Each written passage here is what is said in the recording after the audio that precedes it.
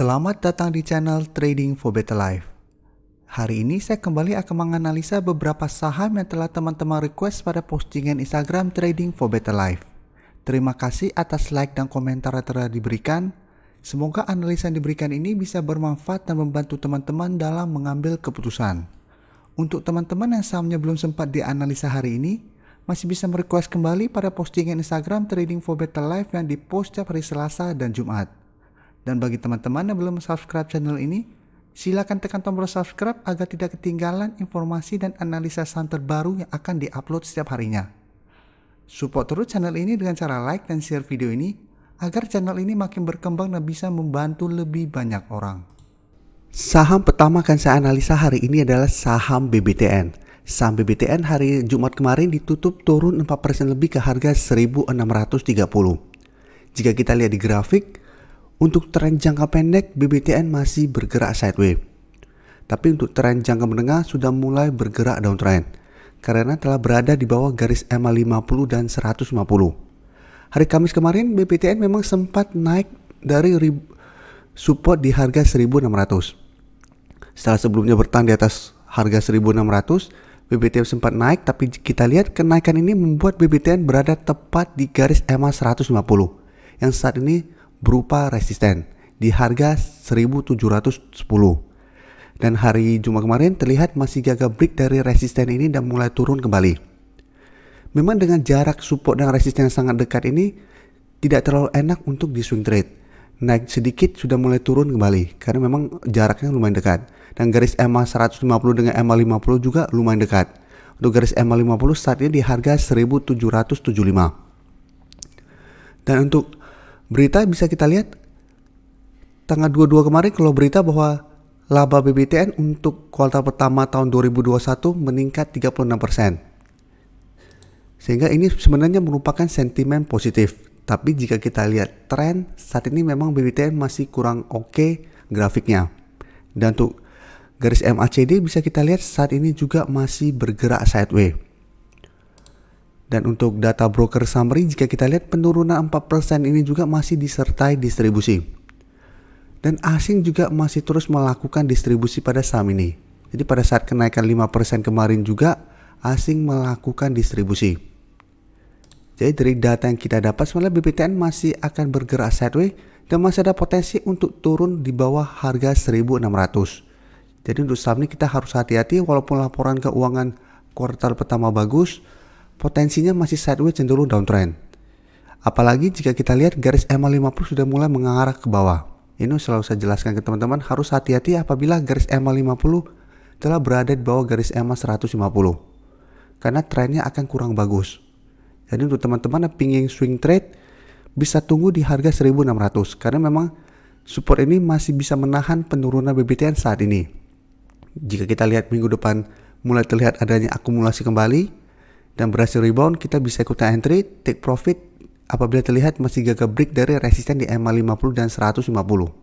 Selama kedua resisten ini masih gagal di break, BBTN masih akan sulit untuk bangkit lagi.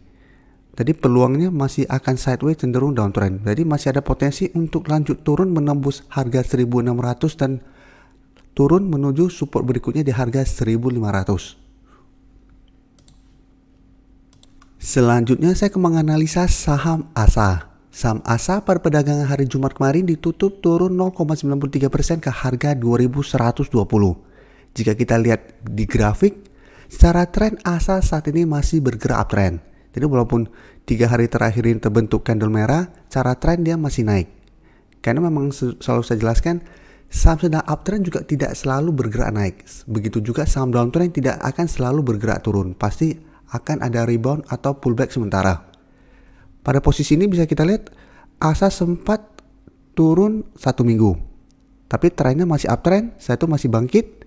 Ini juga turun beberapa hari, naik lagi, dan memang pola uptrend juga akan seperti itu. Jadi ini bisa kita manfaatkan untuk beli di harga bawah untuk teman-teman yang belum sempat entry membeli saham ASA. Untuk best buy-nya menurut saya saat ini ada di harga 2.000. Jadi tunggu ASA turun mendekati harga 2.000 yang merupakan support kuat saat ini. Apabila berhasil rebound baru kita entry. Jadi walaupun dia saat ini sedang uptrend, bukan berarti kita bisa asal entry, karena bisa saja harga yang kita beli malah harga yang lebih tinggi. Jadi paling aman tunggu dia turun mendekati support di harga 2000. Apabila terbentuk candle hijau, kita bisa entry untuk lebih amannya. Sedangkan untuk garis EMA50 saat ini masih di sekitar harga 1680. Jadi apabila kita tunggu dia turun sampai ke garis EMA50 itu lumayan jauh. Dan apabila sampai ke garis EMA50, trennya sudah mulai bergerak sideways. Jadi tidak uptrend lagi. Jadi selama dia masih bertahan di atas harga 2000, trennya masih oke. Untuk garis MACD jika kita lihat saat ini malah mulai turun kembali. Ini sebelumnya bergerak naik, saat ini mulai turun dan ada potensi untuk berpotongan minggu depan. Dan dari data broker summary jika kita lihat penurunan ini masih disertai distribusi. Dan asing satu minggu terakhir ini juga melakukan distribusi. Jadi dari data yang ada, memang ASA masih ada potensi untuk lanjut turun minggu depan. Karena itu untuk teman-teman yang sudah berhasil membeli saham di harga bawah, masih bisa hold selama masih bertahan di atas harga 2000. Jadi selama dia minggu depan tidak turun di bawah harga 2000, masih bisa hold dan belum perlu melakukan take profit. Tapi apabila ternyata minggu depan ASA gagal bertahan di atas harga 2000, sebaiknya take profit dulu. Karena ada potensi untuk lanjut turun minimal ke harga 1700 sampai 1800. Dan untuk teman-teman yang baru mau entry, sabar saja tunggu ASA rebound dari harga 2000 atau turun menyentuh harga 2000. Kita tunggu apakah berhasil rebound atau enggak. Apabila berhasil rebound, kita bisa ikutan entry. Berikutnya saya akan menganalisa saham Akra. Saham Akra hari Jumat kemarin ditutup naik 4% lebih ke harga 3250. Jika kita lihat trennya, saat ini Akra masih bergerak sideways. Dan masih bertahan di atas support kuatnya di EMA 150 yang saat ini berada di sekitar harga 3140. Jadi jika kita lihat dalam satu minggu terakhir ini Akra sempat turun di bawah garis EMA 50 tapi masih bisa bertahan dan hari Jumat kemarin masih bisa berhasil rebound. Dan pada bulan Januari juga bisa kita lihat berusaha untuk turun menembus support kuat ini dan masih bisa bertahan dan rebound kembali. Tapi jika kita lihat kenaikan 4% ini membuat Akra berada tepat di garis EMA 50 yang saat ini berupa resisten, yaitu di harga 3250. Jadi selama masih gagal break dari resisten ini, Akra masih ada potensi untuk turun. Apalagi kita lihat bentuk candle BBTN pada analisa pertama, dia juga naik menyentuh garis resisten di EMA 150 dan ternyata hari Jumat kemarin masih gagal break. Jadi hati-hati, Akra masih ada potensi untuk gagal break dari garis EMA 50 ini. Jadi masih ada potensi untuk bergerak sideways. Dan dari data broker summary jika kita lihat kenaikan 4% lebih ini malah disertai distribusi. Sedangkan asing satu minggu terakhir ini masih masuk melakukan akumulasi pada saham Akra setelah sebelumnya terus melakukan distribusi pada saham ini. Jadi dari data yang kita dapat untuk teman-teman telah berhasil membeli saham Akra di sekitar garis EMA 150, saham ini masih bisa di hold. Karena garis EMA 150 masih bisa menahan penurunan dari saham ini.